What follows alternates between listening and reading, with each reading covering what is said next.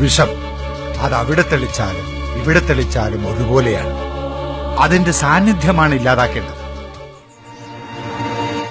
വിഷരഹിത പച്ചക്കറിയെക്കുറിച്ച് ബോധ്യപ്പെടുത്തി ജൈവ കൃഷിയിലേക്ക് ആളുകളെ കൊണ്ടുവരണം. ചെരുപ്പിട്ട് ലാബിൽ കയറി എന്ന് പറഞ്ഞ് മാഷ സസ്പെൻഡ് ചെയ്ത നാട്ടിലാണോ കാരണത്തിന് പഞ്ഞം? മാഷ എന്ന വിളിയിൽ കുട്ടിയോടും നാട്ടുകാരും അർപ്പിക്കുന്ന ഒരു വിശ്വാസമുണ്ട്.